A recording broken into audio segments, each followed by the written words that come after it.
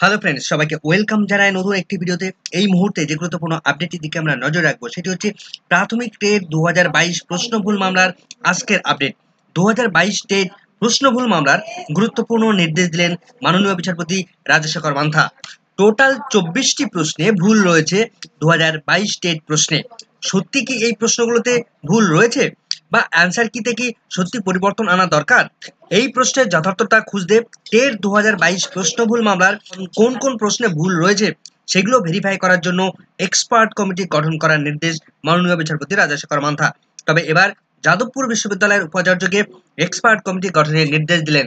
তো মাননীয় বিচারপতি তিনি কি কি নির্দেশ দিলেন, কতদিনের মধ্যে এই এক্সপার্ট কমিটি তারা রিপোর্ট পেশ করবে কলকাতা হাইকোর্টে, সেই সঙ্গে কারা কারা মার্কস পেতে পারেন, কারা কারা মার্কস পেতে চলেছেন এবং কটি প্রশ্নের মধ্যে ভুল রয়েছে, কটি প্রশ্নে মার্কস পাওয়া সম্ভব, তো বিস্তারিত থাকবে। এবং কারা মার্কস পাবে, পিটিশনার নাকি সমস্ত অল ক্যান্ডিডেটরা মার্কস পাওয়ার সম্ভাবনা রয়েছে, তো বিস্তারিত থাকবে এই ভিডিওর মধ্যে। কোনো রকম স্কিপ না করে শেষ পর্যন্ত দেখতে থাকুন। আজকের বিস্তারিত আপডেট আমরা জেনে নেব 2022 এই প্রশ্নভুল সংক্রান্ত বিস্তারিত আপডেট, আজকের কোর্টরুমের বিস্তারিত আপডেট। তো ভিডিওটি যদি ভালো লাগে অবশ্যই একটু লাইক এবং কমেন্ট করে যাবেন এবং চ্যানেলটিতে নতুন হলে অবশ্যই একটু সাবস্ক্রাইব করে রাখার অনুরোধ রইল। তো চলুন বন্ধুরা, ভিডিওটি শুরু করা যাক।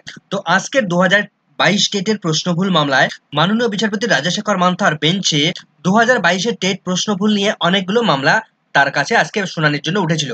তো তার মধ্যে থেকে আমরা একটা মামলা দেখতে পাচ্ছি 53 নম্বর সিরিয়ালে রয়েছে। এর আগে অনেকগুলো মামলা কিন্তু এই 2022 টেটের প্রশ্নভুল সংক্রান্ত মামলা একসঙ্গে জুড়ে রয়েছে। তো আমরা এই মুহূর্তে যেটা দেখতে পাচ্ছি WPA নাম্বার 4300/23 যার পিটিশনার রয়েছেন Shukla Bhattacharya versus state of West Bengal. তো এই মামলাটির শুনানি অলরেডি কমপ্লিট হয়ে গেছে।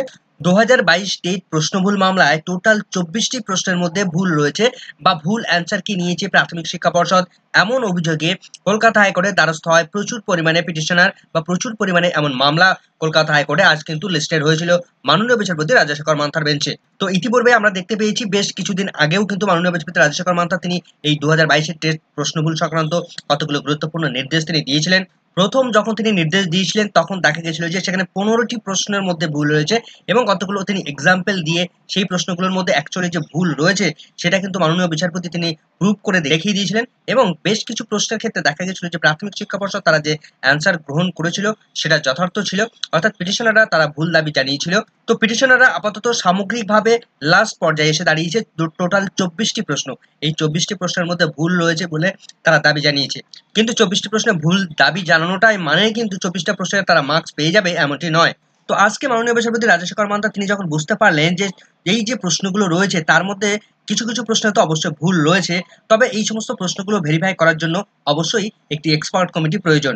যে এক্সপার্ট কমিটি তারা ওপিনিয়ন জানাবে, তারা যে বিভিন্ন প্রুফগুলো দেখিয়ে তাদের যে ওপিনিয়ন সেই ওপিনিয়নটা কলকাতা হাইকোর্টকে জানাবে এবং কলকাতা হাইকোর্ট সেই তাদের ওপিনিয়নের উপর ভিত্তি করে তারা একটা সিদ্ধান্তে আসবে।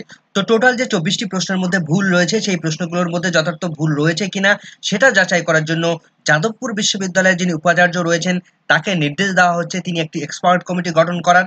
তো সেই এক্সপার্ট কমিটি সেখানে সিদ্ধান্ত গ্রহণ করবে যে যে প্রশ্নগুলো দাবি জানিয়েছে পিটিশনাররা 24টি প্রশ্নের মধ্যে সত্যি কি সেখানে ভুল রয়েছে বা প্রাথমিক শিক্ষা পর্ষদ যে অ্যান্সার কি গ্রহণ করেছে সেটা কি তারা যথার্থ অ্যান্সার কি গ্রহণ করেছে, সঠিক অ্যান্সার কি গ্রহণ করেছে, নাকি দুটো অপশনের মধ্যে দুটো অপশনই গ্রহণ করা সম্ভব কিছু কিছু প্রশ্নের ক্ষেত্রে। তো সেই এক্সপার্ট কমিটির রিপোর্ট খুব দ্রুত কলকাতা হাইকোর্টকে সাবমিট করতে বলেছে। আগামী 1 মাসের মধ্যে এই এক্সপার্ট কমিটির যে ওপিনিয়ন সমস্ত ওপিনিয়নগুলো তারা কলকাতা হাইকোর্টকে জানানোর নির্দেশ দেওয়া হয়েছে।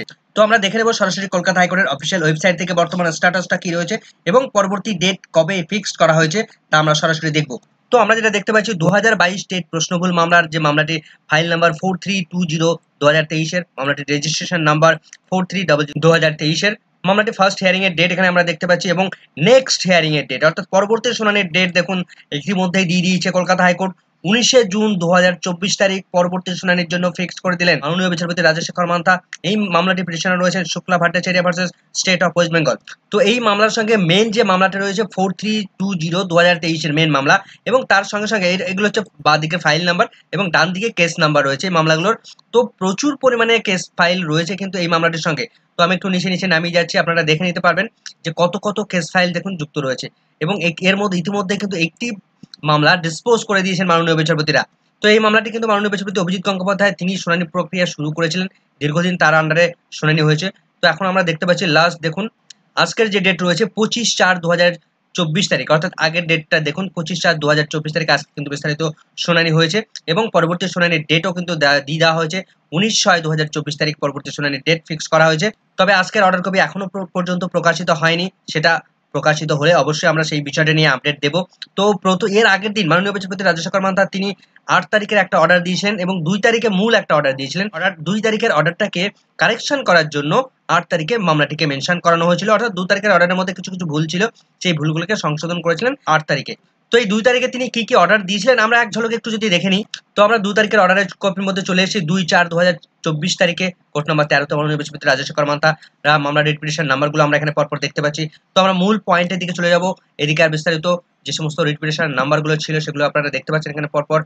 তো এর আগে মাননীয় বিচারপতি রাজশেখর মান্থা তিনি 12 মার্চ একটা গুরুত্বপূর্ণ নির্দেশ দিয়েছিলেন, যেটা জানা যাচ্ছে this court had made tentative observation, অর্থাৎ এই কোর্ট তারা একটা সামগ্রিকভাবে একটা পর্যালোচনা করে যেটা দেখতে পাচ্ছে যে অবজারভেশনটা কোর্টের হয়েছে on the view of express by the expert in respect of certain disputed questions in the answer key and some inconsistencies in some questions in the TET 2022 examination, অর্থাৎ 2022 যে টেট পরীক্ষা হয়েছিল সেখানে কিছু প্রশ্নের ক্ষেত্রে দেখা যাচ্ছে কিছু প্রশ্নের ক্ষেত্রে গন্ডগোল রয়েছে বা তার অ্যান্সার কির মধ্যে ভুল রয়েছে বা গন্ডগোল রয়েছে, সেটা কিন্তু কোর্ট তারা প্রাইমারিলি এক্সপার্ট কমিটির মধ্য দিয়ে উপলব্ধি করতে পেরেছিল। আমরা এর আগের একটা অর্ডারে সেখানে দেখেছিলাম টোটাল 15টি প্রশ্নের মধ্যে ভুল আছে, কিন্তু মাননীয় বিচারপতি রাজশেখর মান্থা তিনি জানিয়েছিলেন সেখানে দেখা যাচ্ছে যে 3টি প্রশ্নের মধ্যে পিটিশনার যারা রয়েছেন তারা কিন্তু যথার্থই দাবি করছেন এবং তারা যেটা দাবি জানিয়েছেন সেটা সঠিক দাবি জানিয়েছেন, কিন্তু প্রাথমিক শিক্ষা পর্ষদ তারা কিন্তু সেই 3টি প্রশ্নের ক্ষেত্রে ভুল অ্যান্সার গ্রহণ করেছে। কিন্তু অন্যান্য ক্ষেত্রে দেখা গেছে যে 2টো প্রশ্নের ক্ষেত্রে প্রাথমিক শিক্ষা পর্ষদ যে অ্যান্সার গ্রহণ করেছিল সেখানে তারা ঠিকঠাকই অ্যান্সার গ্রহণ করেছিল, সেখানে পিটিশনাররা ভুল দাবি জানিয়েছে। তাহলে প্রশ্নের মধ্যে যে ভুল রয়েছে সেটা কিন্তু স্টাবলিশড হয়ে গেছিল, বা অ্যান্সার কপির মধ্যে যে ভুল রয়েছে প্রাথমিক শিক্ষা পর্ষদ যে অ্যান্সার নিয়েছে তার মধ্যে যে ভুল রয়েছে সেটা কিন্তু কোর্ট এস্টাবলিশ করে ফেলেছে। 4 নম্বরে গুরুত্বপূর্ণ তিনি যেটা বলছেন, ইট নাও অ্যাপিয়ার্স দ্যাট, এখানে একটা বিষয় তিনি লক্ষ্য করেছেন, there are disputed answer keys to about 23 questions in TET 2000, এখানে কিন্তু ভুল রয়েছে, 2014 হবে না, এখানে কিন্তু 2022 হবে। এর আগের ভিডিওতে আমিও কিন্তু জানিয়েছিলাম যে এই জায়গাটাতে 2014 রয়েছে, এখানে কিন্তু 2022 সালের প্রশ্নের টেট হবে। তাহলে আমরা দেখতে পাচ্ছি 2022-এর যে টেট হয়েছিল সেখানে টোটাল 23টি প্রশ্নের মধ্যে ভুল রয়েছে বা অ্যান্সার কির মধ্যে ভুল রয়েছে। তো আজকে মাননীয় বিচারপতি রাজশেখর মান্থা তিনি পিটিশনারদের দাবি মতো সেখানে দেখা গেছে যে টোটাল 24টি প্রশ্নের মধ্যে ভুল রয়েছে এমনটাই দাবি জানানো হয়েছে এবং সেই মতো এই 24টি প্রশ্ন ভেরিফাই করার জন্য এক্সপার্ট কমিটির কাছে পাঠানো হয়েছে এবং সেই সঙ্গে নির্দেশ দিয়েছিলেন তিনি যে পিটিশনার যারা ছিলেন তাদেরকে, যে সমস্ত পিটিশনার সবাই একসঙ্গে বসে অল ডিসপুটেড কোশ্চেন, যে সমস্ত প্রশ্নের মধ্যে ডিসপুট রয়েছে সেগুলো তারা একটা লিস্ট তৈরি করতে, যে সেখানে দেখা গেছে 04D বুকলেট সিরিজের মধ্যে সেখানে যে প্রশ্নের গঠনগত ভুল রয়েছে বা অ্যান্সার কির মধ্যে ভুল রয়েছে সেগুলো তারা যেন একটা লিস্ট আকারে কলকাতা হাইকোর্টকে জানায় বা প্রাথমিক শিক্ষা পর্ষদকে জানায় এবং এরোনমাস মে অলসো বি স্পেসিফাইড, অর্থাৎ যে সমস্ত জায়গাগুলোতে ভুল রয়েছে সেই সমস্ত জায়গাগুলো যেন তারা স্পেসিফাই করে এবং তার সঙ্গে সঙ্গে গুরুত্বপূর্ণ নির্দেশ তিনি দিয়েছিলেন যে সাপোর্টিং ডকুমেন্টস, এটা কিন্তু ভাইটাল জায়গা, সাপোর্টিং ডকুমেন্টস কি কি প্রোভাইড করছি সেগুলো কি দিতে হবে, আপনার বুক শুধু বই দিয়ে দিলে হবে না, তার পেজ নাম্বার দিতে হবে, তার এডিশন দিতে হবে, তার অথরকে সেটা দিতে হবে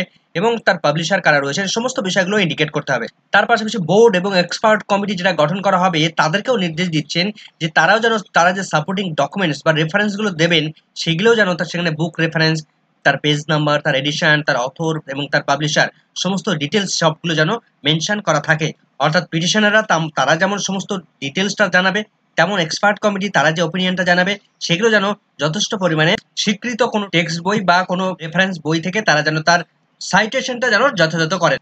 এবং সেদিন কিন্তু মাননীয় বিচারপতি তিনি আরেকটা বিষয় ক্লিয়ারলি একটা নির্দেশ দিয়েছিলেন যে এই যে প্রশ্নভুল মামলা চলছে এই প্রশ্নভুল মামলার পর এরপর যদি কেউ এসে কোর্টের কাছে দাবি জানায় যে আমার প্রশ্নের মধ্যে ভুল হয়েছে আমাকে নাম্বার দেওয়া হয়, no further challenge shall be entertained by this court in respect of any another question and answer key in respect of TET 2022 examination, অর্থাৎ 2022-এর যে টেট পরীক্ষা সেই টেট পরীক্ষায় কোনো একটি প্রশ্নের ক্ষেত্রে যদি কেউ এসে দাবি জানায় যে এই প্রশ্নটা আবার দেখা হোক বা এই প্রশ্নের অ্যান্সার কি আবার চেঞ্জ করা দরকার বা অ্যান্সার কির মধ্যে ভুল নিয়েছে প্রাথমিক শিক্ষা পর্ষদ, মানে এই মামলার নিষ্পত্তি ঘটে যাওয়ার পর আর কোনো রকম ভাবেই কিন্তু মাননীয় বিচারপতি রাজশেখর মান্থা আর কোনো মামলা করতে দেবেন না বা তিনি আর চ্যালেঞ্জ করতে দেবেন না বা তিনি আর কোনো রকম ভাবে কোনো কিছু শুনবেন না।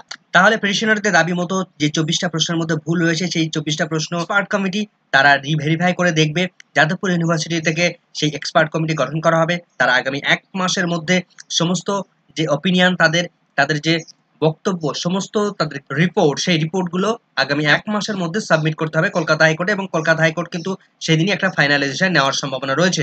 তো পরবর্তী শুনানি ১৯শে জুন ২০২৪ তারিখে, সেদিন আমাদের নজর থাকবে সেদিন কি ঘটে, কি অর্ডার দেন মাননীয় বিচারপতি রাজশেখর মান্তা, এবং এই মামলার আজকের যে শুনানি সেটার অর্ডার কপি প্রকাশিত হলে আমরা বিস্তারিত আরো অ্যানালাইসিস করতে পারবো, সেটা নিয়ে অবশ্যই ভিডিও আসবে। এখনকার মতো এই ভিডিওটি ভালো লাগলে অবশ্যই একটু লাইক এবং কমেন্ট করে যাবেন। চ্যানেলটিতে নতুন হলে অবশ্যই একটু সাবস্ক্রাইব করে রাখার অনুরোধ রইল।